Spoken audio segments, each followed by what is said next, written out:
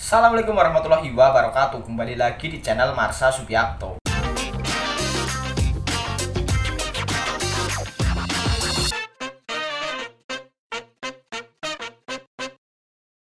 Pada kesempatan kali ini kita akan kembali membahas informasi menarik. Kali ini kembali terkait dengan tenaga kesehatan BLUD atau pegawai BLUD secara menyeluruh. Jadi mungkin teman-teman sudah banyak yang tahu bahwa pegawai BLUD atau nakes BLUD ternyata tidak masuk dalam pendataan tenaga non-ASN di tahun 2022 ini.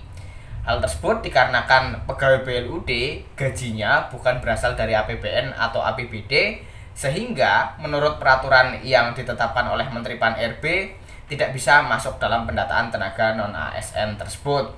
Dan pada video-video saya juga banyak yang komentar bahwa mereka atau pegawai BLUD ini ingin juga dimasukkan dalam pendataan tenaga non-ASN dikarenakan anggapannya setelah didata mereka akan lebih mudah untuk diangkat menjadi P3K. Tetapi sebenarnya pendataan tenaga non-ASN di tahun 2022 ini tujuannya bukan untuk pengangkatan, tetapi untuk memetakan yang nantinya bisa menetapkan kebijakan yang tepat untuk mengatasi masalah honorer atau pegawai non-ASN tersebut.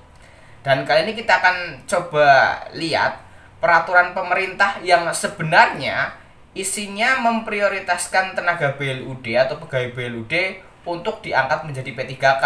Dan sepertinya jika teman-teman atau nakes BLUD atau pegawai BLUD tidak masuk dalam pendataan juga seharusnya tetap menjadi prioritas untuk diangkat menjadi P3K. Dan selain itu, sampai dengan saat ini belum keluar petunjuk teknis yang mengatur terkait dengan pelaksanaan seleksi P3K di tahun 2022 ini. Jadi belum ada ketentuan bahwa yang boleh ikut P3K hanya honorer atau tenaga non-ASN yang masuk pendataan. Tetapi semoga pegawai BLUD juga bisa mengikutinya. Oke, bismillahirrahmanirrahim, langsung saja kita mulai. Jadi inilah peraturan pemerintah yang mengatur atau yang menyatakan bahwa pegawai BLUD seharusnya paling diprioritaskan untuk diangkat menjadi P3K. Jadi peraturan pemerintahnya adalah nomor 49 tahun 2018 tentang manajemen pegawai pemerintah dengan perjanjian kerja. Jadi tujuan dikeluarkannya PP ini adalah terbitnya peraturan pemerintah nomor 49 tahun 2018 tentang manajemen pegawai pemerintah dengan perjanjian kerja membuka peluang kalangan profesional untuk menjadi pegawai aparatur sipil negara. Profesional dapat mengisi jabatan fungsional dan jabatan pimpinan tinggi tertentu. Jadi tujuannya agar profesional dapat mengisi jabatan fungsional dan jabatan pimpinan tinggi.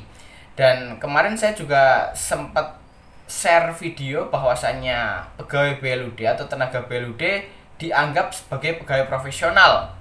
Dan pada PP 49 tahun 2018 ini kita coba search.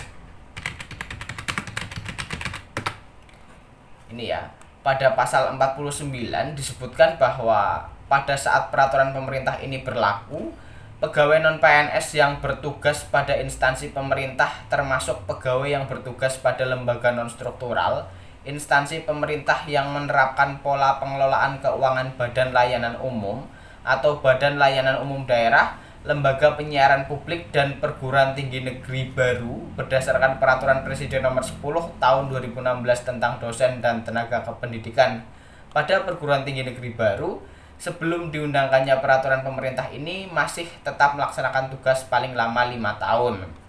Dan 2, pegawai non-PNS dalam jangka waktu paling lama 5 tahun sebagaimana dimaksud pada ayat 1 ya, yang tadi termasuk BLU dan BLUD dapat diangkat menjadi P3K apabila memenuhi persyaratan sebagaimana diatur dalam peraturan pemerintah ini.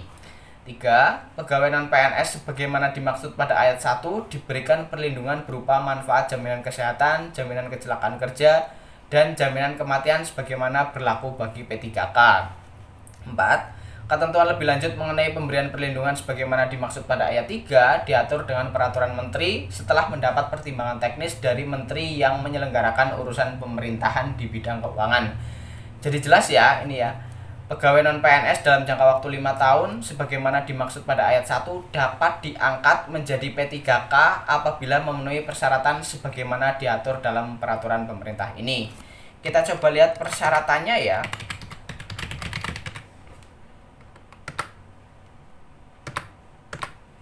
Ya, ini.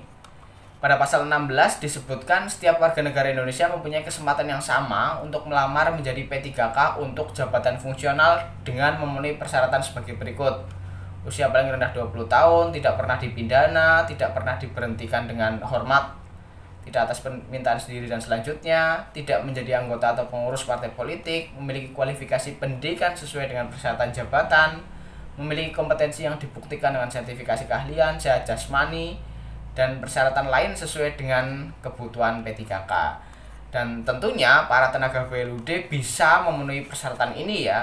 Jadi sudah jelas di PP ini bahwa pegawai PLU maupun PLUD seharusnya menjadi prioritas untuk diangkat menjadi P3K. Jadi itulah pembahasan pada kesempatan kali ini. Jika ada tanggapan atau pertanyaan silahkan tinggalkan di kolom komentar. Terima kasih, mohon maaf bila ada kesalahan. Wassalamualaikum warahmatullahi wabarakatuh.